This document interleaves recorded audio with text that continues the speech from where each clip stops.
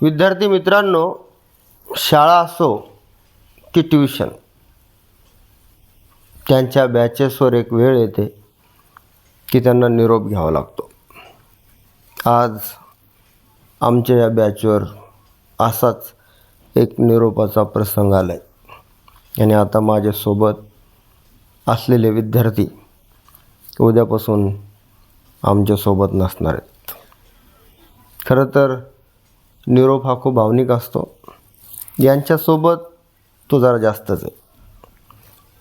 तर यामुळं की यावर्षी आमच्याकडं 5 बॅचेस होत्या. त्यापैकी ही आमची सर्वात लाडकी बॅच होती. त्याचं कारणही तसं आहे की गेली 2 वर्ष आता ही सगळी मुलं 4थीला आहे, 3रीपासून, आणि ही अमृता अगदी पहिलीपासून आमच्यासोबत आहे. 3री 4थी अशी सलग 2 वर्ष ही मुलं आमच्यासोबत आहे. आणि जेव्हा आपण सतत सोबत असतो तर एक बॉन्डिंग निर्माण होते. यांना आमची भाषा समजायला लागते किंवा यांची भाषा आम्ही सहज समजतो. ही सगळी मंडळी, ही सगळी मुलं खूप मेहनती मुलं आहेत. खरं याच्या आधी पण आम्ही तुम्हाला यांच्यासोबत इंट्रोड्यूस केलं आहे, पण आता जाताना पण आपण यांच्याबद्दल थोडं बोलू. माझ्या बाजूला दर्शन आहे. सध्या घडीला आमच्या या बॅचची ती मॉनिटर आहे. मागच्या वर्षीच्या दर्शनामध्ये आणि या वर्षीच्या दर्शनामध्ये खूप मोठा फरक आहे. मागच्या वर्षीची दर्शना खूप हसत होती, खूप मस्ती करत होती, खूप कॉमेडी करत होती. खरं तर आमच्या कॉम्प्युटरमध्ये काही कॉमेडीचे व्हिडिओ आहे, त्याच्यामध्ये सगळ्यात जास्त मागच्या वर्षीचे व्हिडिओ दर्शनाचे. पण जेव्हा ती ह्या वर्षी आली, यावर्षी ती खूप सिरियस होती. खूप म्हणजे शांत, जास्तीत जास्त प्रयत्न केला की आपल्याकडून कोणत्याही प्रकारची शिस्तभंग होणार नाही. मागच्या वर्षी कमी अभ्यास करायची, यावर्षी तिनं खूप अभ्यास केला. घरच्यांनी खरं तर खूप तिच्याकडे लक्ष दिलं. याच्यातले काही मुलं आता गावाबाहेर जाणार आहे, पण दर्शना आमच्यासोबतच असणार आहे. मला पूर्ण खात्री आहे की पुढच्या वर्षी जेव्हा दर्शना 5वीला जाईल तेव्हा ती याही दर्शनापेक्षा म्हणजे 4थीच्या दर्शनापेक्षासुद्धा सरस म्हणून परत ज्ञानदान CCकडे येईल. तिच्या बाजूला आहे अमृता काळे. खरं तर 1ली, 2री, 3री आणि आता यावर्षी 4थी. खूप आता तुम्ही हा छोट्या अमृताचा फोटो स्क्रीनवरती बघा की एवढी छोटी मुलगी आमच्यासोबत आहे. आणि या सगळ्या मुलांमध्ये सगळ्यात ओल्डेस्ट स्टुडंट आहे अमृता रामकाळे. आणि खूप मेहनत करते, खूपच जास्त. मागच्या वर्षी थोडी कमी करायची, पण जशी ती 4थीला गेली आणि आम्ही सुरुवातीला नवोदय फाउंडेशन, आता मधल्या काळात स्कॉलरशिप, अशा 2 वेगवेगळ्या बॅचेसमध्ये, आता रिसेंट आमची 10th बॅच होती, त्यातसुद्धा 8वीच्या मुलींसोबत ती काही काळ बसली. तिकडंसुद्धा खूप चांगला परफॉर्मन्स केला. परंतु एका छोट्या मुलीला 2 बॅचमध्ये बसून तिचं स्कॉलरशिपचं नुकसान होऊ नये म्हणून आम्ही तिला परत तिकडं स्कॉलरशिपमध्ये आणलं. प्रत्येक दिवस जिंकण्याचा प्रयत्न ती करते आणि जिंकण्यासाठी काय करावं लागतं याची पूर्ण जाणीव आता तिला झालेली आहे.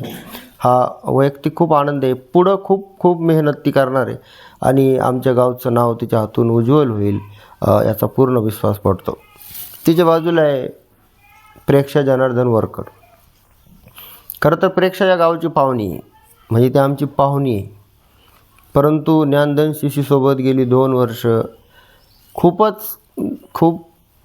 इतकी लाडकी विद्यार्थिनी ती आमची की खूप रेग्युलर येते, खूप अभ्यास करते, खूप मस्ती करते.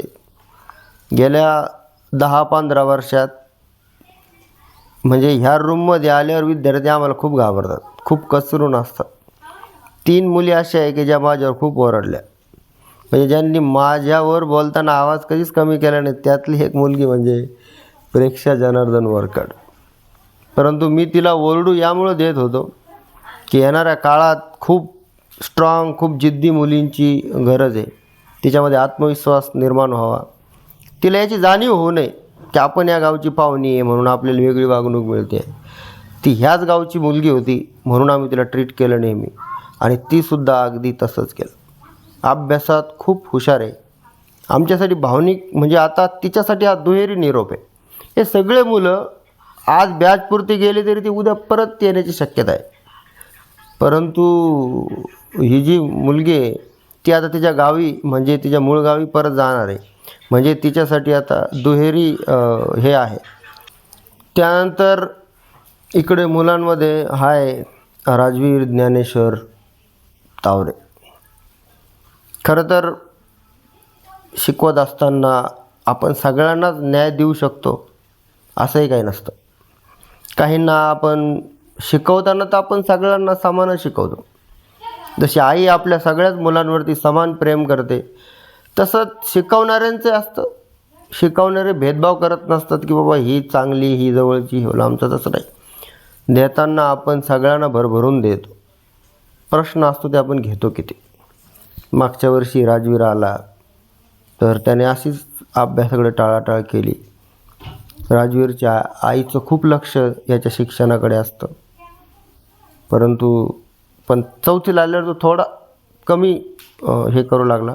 अभ्यास चांगला केला, मस्ती कमी केली, परंतु तेवढं म्हणजे मिळवता आलं असं मला वैयक्तिक वाटत नाही. जेवढं समजा अमृतानं, प्रेक्षा किंवा कृष्णा यांनी जे घेण्याचा प्रयत्न केला, जितकं घेता येईल तेवढं जास्तीत जास्त घेण्याचा प्रयत्न केला, तेवढं राजवीर मात्र घेऊ शकलेलं नाही. तर पुढं तो आणखीच एक समजदार विद्यार्थी म्हणून 6वी 7वीला जेव्हा ज्ञानदान शिशीकडे परत येईल, त्यावेळेला मला वाटतं निश्चितच तो एक अतिशय चांगला, अतिशय गुणी विद्यार्थी बनून आलेला असेल. त्याच्या बाजूला आम्हार म्हणजे कधी कधी घर की मुर्गी दाल बराबर अशी एक हिंदीमध्ये म्हण आहे, ती याला तंतोतंत फिट बसते की ह्या घरामध्ये 24 तासापैकी 8.5-9 तास ट्युशन चालू असतं. देणाऱ्याने देत जावे, घेणाऱ्याने घेत जावे अशी कविता आहे, पण ते घेताच येत नाही.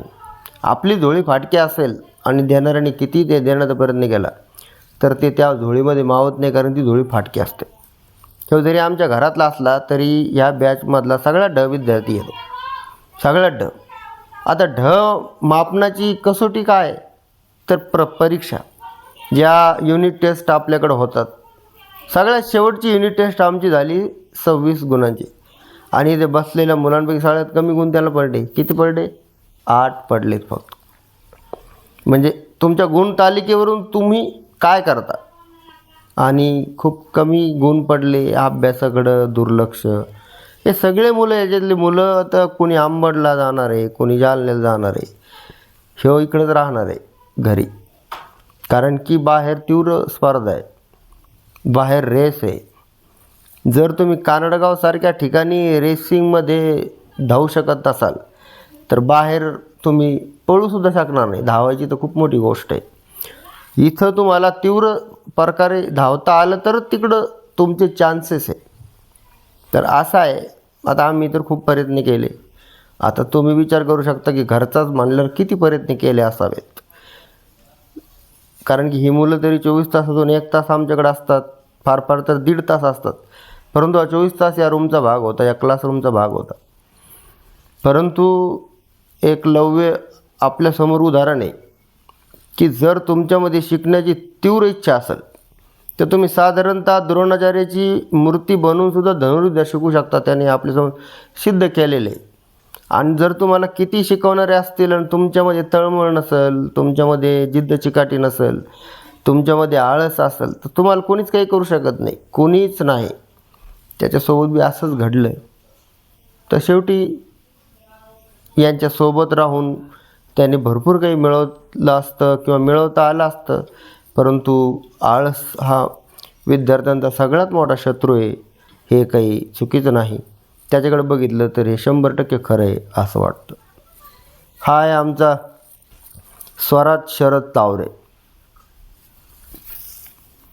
खरं तर हा याच वर्षी आम्हाला जॉईन झाला होता. म्हणजे हे सगळे मुलं मागच्या वर्षीपासून आमच्यासोबत होते. म्हणजे 2 वर्षाची मैत्री होती. हा आला ना तर मैत्री व्हायला 6 महिने लागले, प्लसमध्ये यांच्यामध्ये मिसळायला अजून वेळ गेला. आणि तो तेवढं जसं की कृष्णा, प्रेक्षा, अमृता, दर्शना यांनी मिळवलं तेवढं स्वराजला करता नाही आलं. त्याचं कारण म्हणजे स्वराज आम्हाला खूप उशिरा जॉईन झाला. स्वराज जर आमच्यासोबत 2 वर्ष असताना, मी खात्रीनं सांगतो इथं बसलेल्या सगळ्यात पुढं स्वराज असता, इवन कृष्णा उकाडेच्या सुद्धा. परंतु तो इंग्रजी शाळेतून मराठीत आलेला, त्याच्यामुळं सुरुवातीला पण त्याने खूप अभ्यास केलेला आहे. इंग्रजी शाळेतून मराठी शाळेत येऊन मराठी विषयाशी संलग्नित स्वतःला जुळवून घेणं खरं तरी खूप अवघड बाब होती. परंतु त्याने बहुतांशी वेळेला प्रयत्नांची पराकाष्ठा केली. आपलं 100% देण्याचा प्रयत्न केला. आई वडीलसुद्धा, खास करून आई खूप बारीक लक्ष ठेवते. चांगलं केलं तर कौतुक करते, काही चुकलं तर रागावते सुद्धा. आणि हीच गोष्ट स्वराजच्या यशात आजही भारी आहे, भविष्यातसुद्धा ती असणार आहे. तर स्वराजबद्दलसुद्धा आम्ही थोडेसे नर्वस आहेत की स्वराज खूप लेट आमच्याकडे जॉईन झाला. बऱ्याचदा वाटतं की स्वराज आमच्यासोबत मागच्या वर्षीपासून असायला पाहिजे होता. खूप त्यांनी कमाल करून दाखवली असते. आणि सगळ्यात शेवटी सगळ्यात ओळखीचा चेहरा ज्ञानदान कोणी असेल तर तो कृष्णा उकाडे. या रेकॉर्डिंगच्या शेवटी सांगताना आनंदही होतो, वाईटही वाटतं की आता यांच्यासोबतचा जो काळ होता ना, आता तो संपला. कारण की कृष्ण आता अंबडला जाणार आहे. तिथं तो एका अकॅडमीमध्ये नवोदय फॉलो करणार आहे. आणि पुढचं सगळं शिक्षण बी मला वाटतं तो गावाबाहेरच करणार आहे. त्यामुळं कृष्णासोबतचा हा कार्यकाळ आता संपला.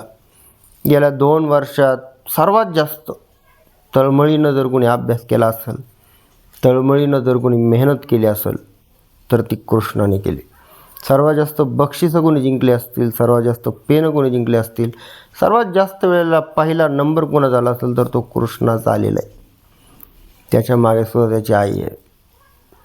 खूप मेहनत करून घेते आई. म्हणूनसुद्धा 5 वाजता ट्युशन आहे तर बरोबर 4:55 आई सांगणार की आता वेळ झाली, निघा. तर हे खूप मोठं आहे. आम्ही तर यावर्षी 4 बॅचेसला टप्प्याटप्प्यानं निरोप दिला आहे. पण आज मी वैयक्तिक खूप भावनिक आहे. त्याचं कारण म्हणजे 1 जूनपासून आम्ही सगळे सोबत होतो. आज जवळपास 27-26 तारखेच्या आसपास आपण आलो. 26 तारीख आपली. आणि यांना आता सोडत असताना नर्वस मी यामुळे, खूप भावनिक मी यामुळे की ही जी मुलं आहेत यांच्यामध्ये शिकण्याचा खूप इंटरेस्ट आहे.